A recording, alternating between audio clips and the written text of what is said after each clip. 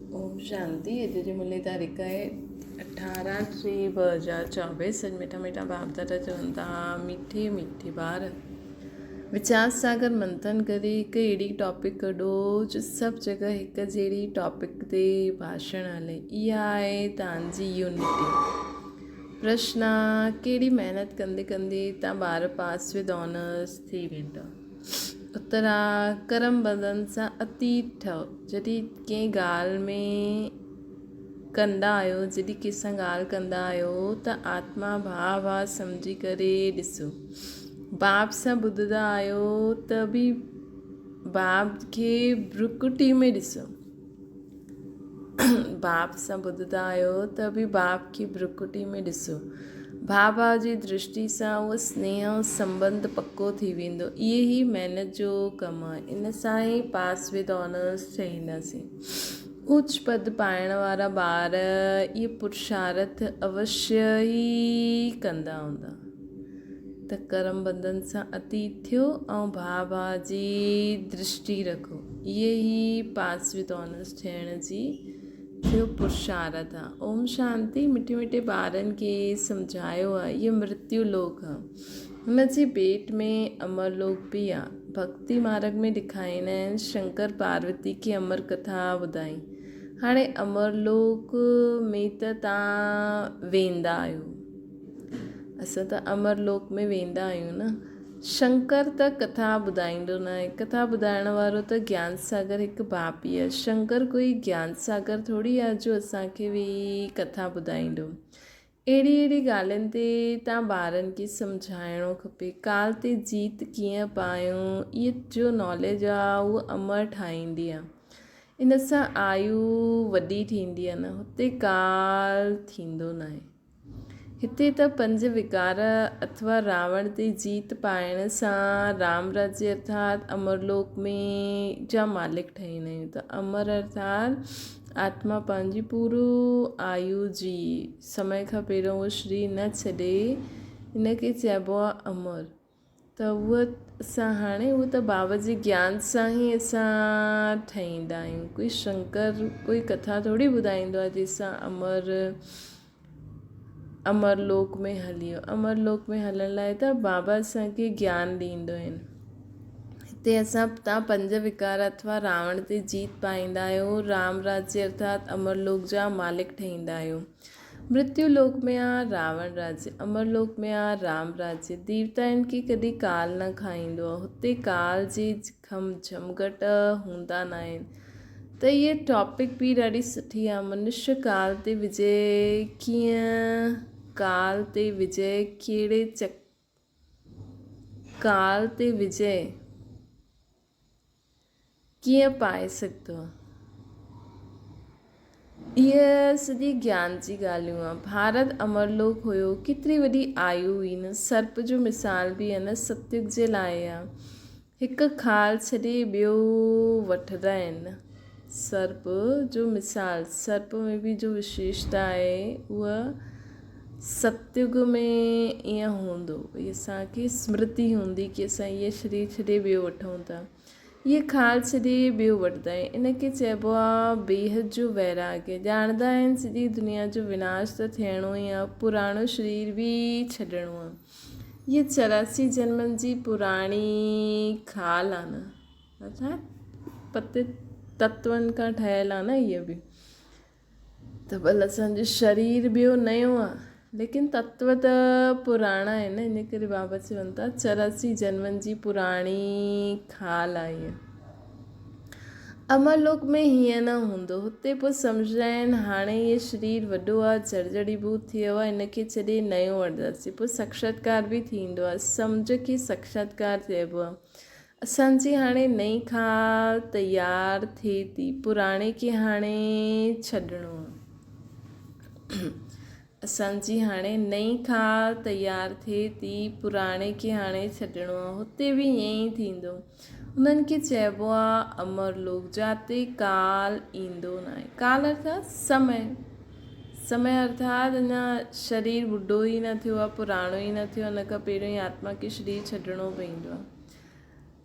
त त हिते चईंदा आहिनि काल अची वियो, समय अची वियो। हुते ईअं न चईंदासीं, हुते चईंदासीं शरीर पुराणो थी वियो। आप सतयुग में काल ईंदो न आहे, आप ई समय ते शरीर छॾे ॾींदा आहिनि। कछुए जो मिसाल बि हितां जो आहे, कमु करे करे पोइ अंतर्मुखी थी वञो। हिन समय जी मिसाल पोइ भक्ति मार्ग में कॉपी कया अथनि, परंतु सिर्फ़ु चइण मात्र, सम्झंदा कुझु न आहे। हाणे तव्हां सम्झंदा आहियो राखी उत्सव, दशहरो, दीपावली, होली आदि सभु हिन समय जा ई त्योहार आहिनि। अर्थात हिन समय जो असां करूं था हुन जो यादगार हिन त्योहारनि जे रूप में भक्ति मार्ग में मल्हाईंदा आहिनि। जो भक्ति मार्ग में हलिया आहिनि त इहे ॻाल्हियूं सत्युग में हूंदियूं न आहिनि। ईअं अहिड़ी टॉपिक लिखो, मनुष्य काल ते जीत कीअं पाए सघंदो आहे, मृत्यु लोक खां अमर लोक में कीअं वञी सघंदा आहियूं। अहिड़ियूं ॻाल्हियुनि ते सम्झाइण लाइ पहिरों लिखिणो पए। जीअं नाटक जी स्टोरी लिखंदा आहियूं न, अॼु फलानो नाटक आहे, तव्हांजी बि पॉइंट्स जी लिस्ट हुजे। अॼु हिन टॉपिक ते सम्झाईंदासीं। रावण राज्य सां दैवी राज्य में कीअं अची सघंदा आहियूं। सम्झाइणो त भल हिकु ई आहे, सम्झानी त भल हिकु ई आहे, परंतु भिन्न भिन्न टॉपिक्स ॿुधण सां ख़ुशी थींदी आहे कि बेहद जे बाब सां बेहद जो वरसो कीअं मिलंदो आहे। जीअं सन्यासियुनि जो अख़बार में पईंदो आहे न, अॼु 125 यज्ञ रचियो, उन में इहे ॿुधाईंदासीं। हिते त बाप चईंदा आहिनि मां हिकु ई बार यज्ञ रचंदो आहियां।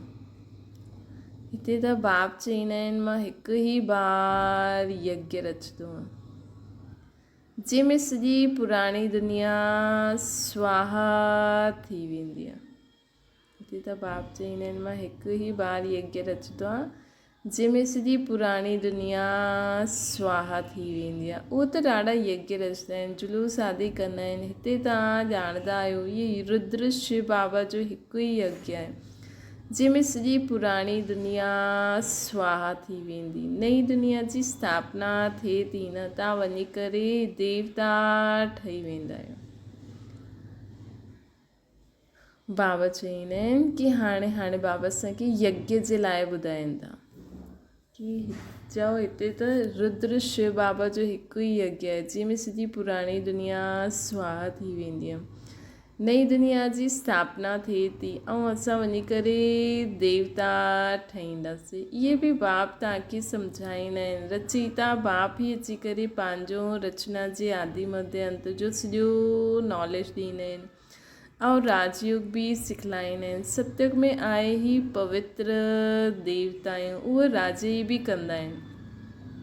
उनखे चइबो आहे आदि सनातन देवी देवता धर्म। इहा बि टॉपिक रखी सघंदा आहियो, आदि सनातन सतयुगी देवी देवता धर्म जी स्थापना कीअं थिए थी, विश्व में शांति कीअं स्थापना थिए थी, अची करे सम्झो। बाबा चवनि था ईअं वञी करे कोई न कोई टॉपिक ते रोज़ कंहिंखे न कंहिंखे सम्झायो। परम पिता परमात्मा जे सवाइ विश्व में शांति स्थापना करण जी राय ॿियो कोई बि न ॾेई सघंदा आहिनि। जॾहिं खां बाबा अची करे विश्व में शांति जे लाइ ज्ञान ॿुधायो अथई, तॾहिं खां इहे माण्हू कॉन्फ्रेंस आदि बि कंदा रहंदा आहिनि। राय ॾियण वारनि खे प्राइज़ मिलंदी आहे। परमात्मा जे सवाइ विश्व में शांति स्थापन करण जी राय ॿियो कोई न ॾेई सघंदो आहे। दुनिया में हीअं कॉन्फ्रेंस करे पोइ जेका राय ॾींदा आहिनि उन्हनि खे प्राइज़ ॾींदा आहिनि। विश्व में शांति स्थापना करण जी प्राइज़ कीअं ऐं के ॾींदा आहिनि, इहे बि टॉपिक रखी सघंदा आहियूं। हाणे बाबा असांखे प्राइज़ ॾींदा न सतयुग जी बादशाही, ईअं वीचार सागर मंथन करे टॉपिक कढणी खपे। अहिड़ो प्रबंध थिए जो सभु जॻह हिकु ई टॉपिक हले,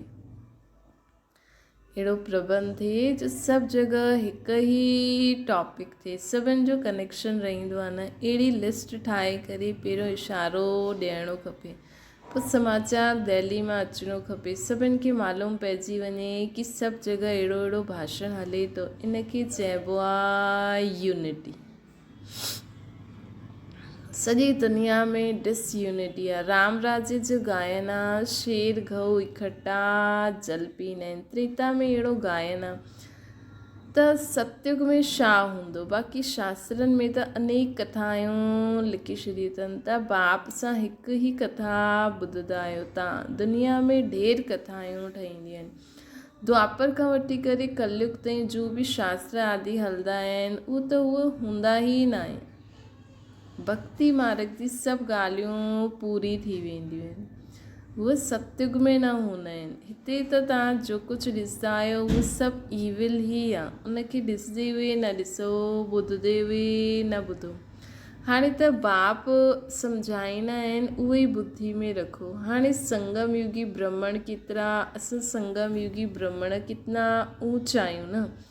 देवताउनि खां बि ऊंच असां संगम युगी ब्राह्मण आहियूं। हिन समय असां ईश्वर औलाद आहियूं। धीरे धीरे वृद्धि खे पाईंदे रहंदा आहिनि। एतिरी सहज ॻाल्हि बि कंहिंजी बुद्धि में न ईंदी आहे कि असां सभु ईश्वर औलाद आहियूं। जो धीरे धीरे बाबा खे पहचाननि वञनि था उहे सभु बि बाबा जी औलाद थींदा था वञनि। आहिनि त सही लेकिन पहचानंदा न आहिनि।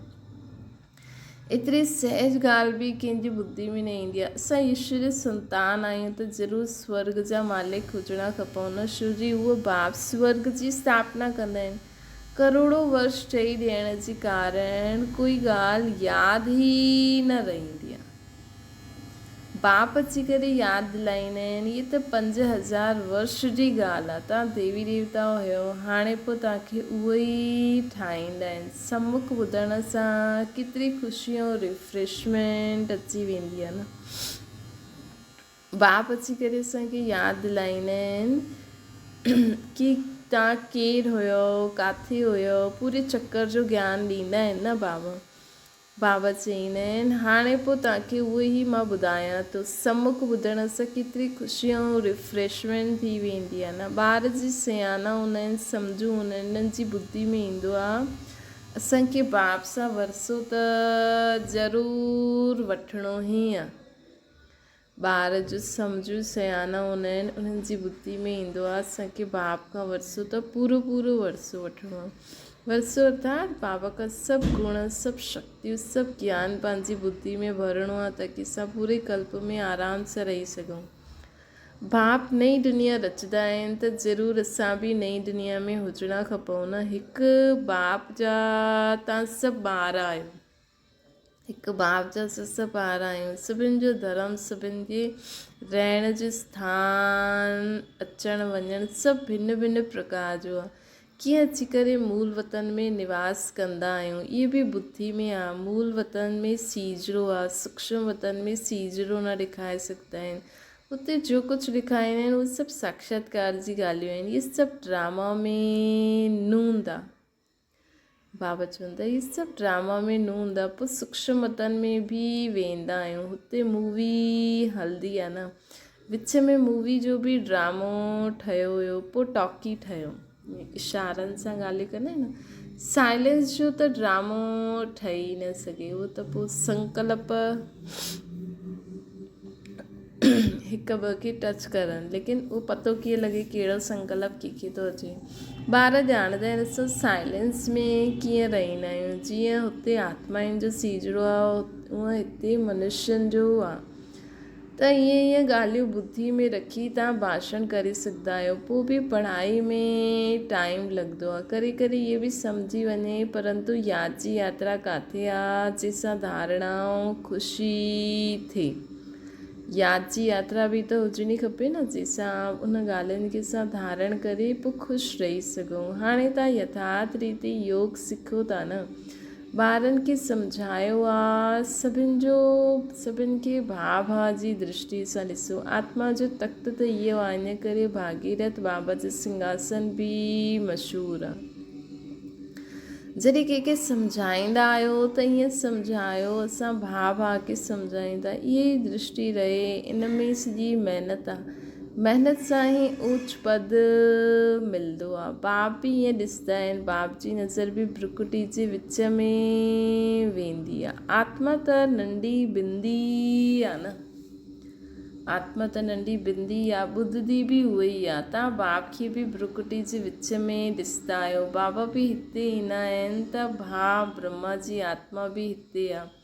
बाबा जी आत्मा बि हिते वेठी आहे त भाउ ब्रह्मा बाबा जी आत्मा बि हिते वेठी आहे। अहिड़ी ईअं बुद्धि में रहण सां तव्हां बि जीअं ज्ञान सागर जा ॿार ज्ञान सागर ठही वेंदा।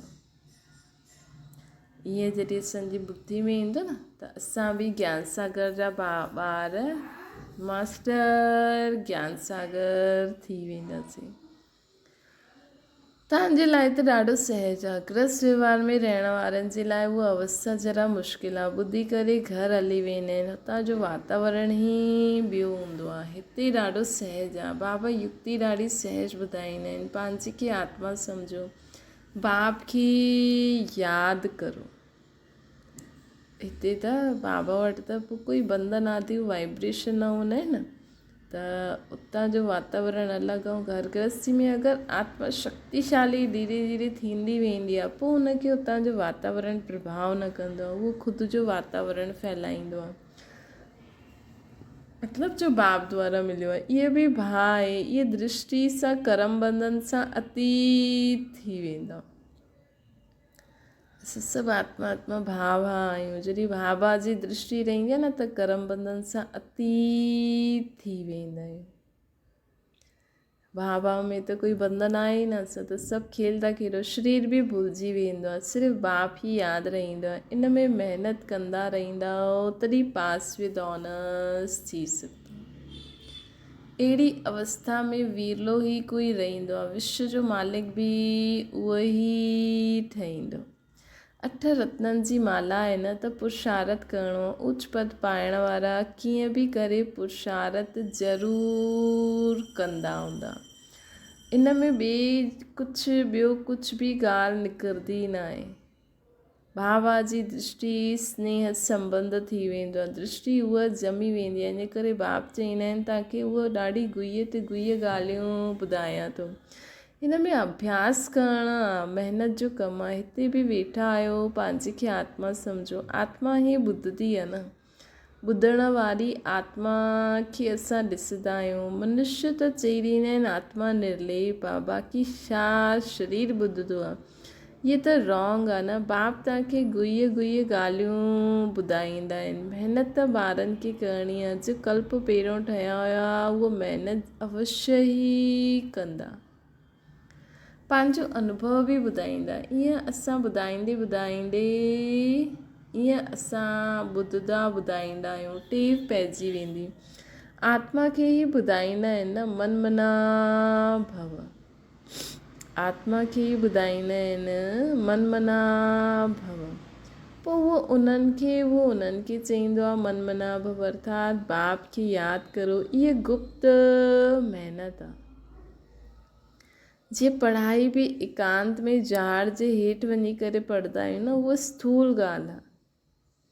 जीअं पढ़ाई बि एकांत में झाड़ जे हेठि वञी पढ़ंदा आहियूं, उहा स्थूल ॻाल्हि आहे। बाबा चवनि था इहा त प्रैक्टिस करण जी ॻाल्हि आहे। दिन प्रतिदिन तव्हांजी इहा प्रैक्टिस वधंदी वेंदी। बाबा चवनि था दिन प्रतिदिन इहा तव्हांजी प्रैक्टिस वधंदी वेंदी। तव्हां नई ॻाल्हियूं ॿुधंदा आहियो न। जो तव्हां हाणे ॿुधंदा आहियो उहो पोइ नया अची करे ॿुधंदा।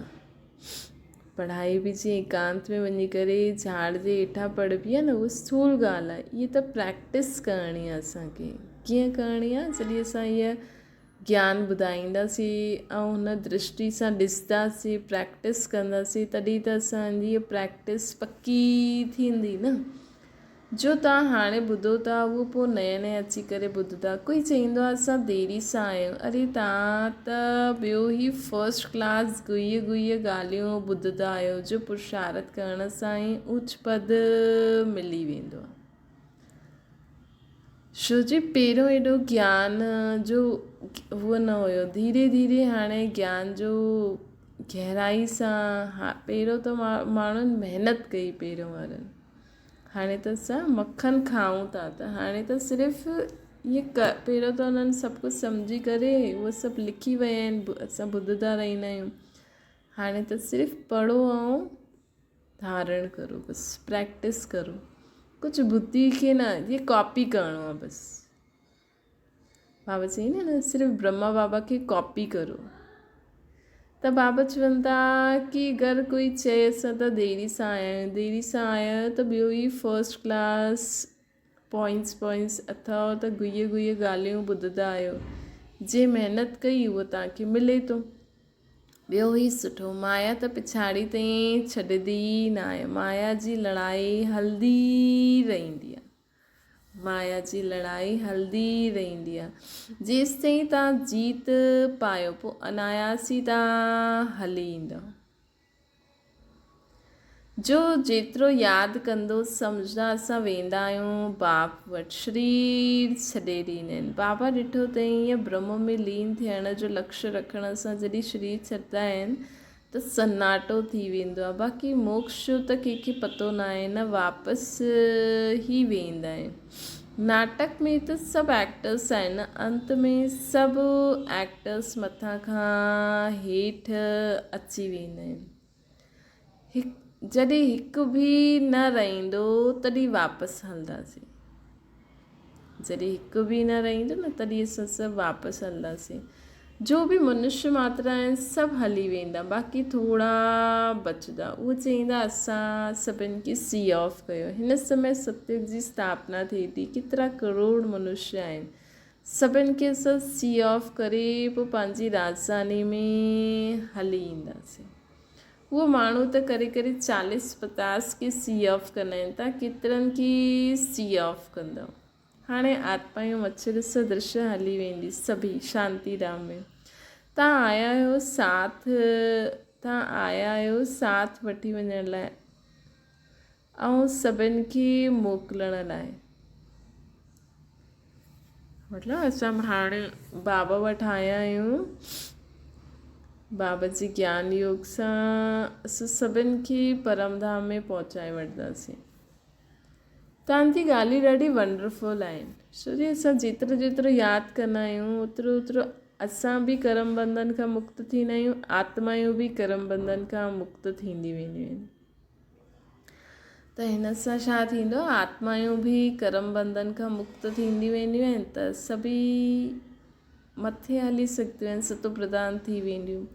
त जीअं असां आया आहियूं साथ वठी वञण लाइ,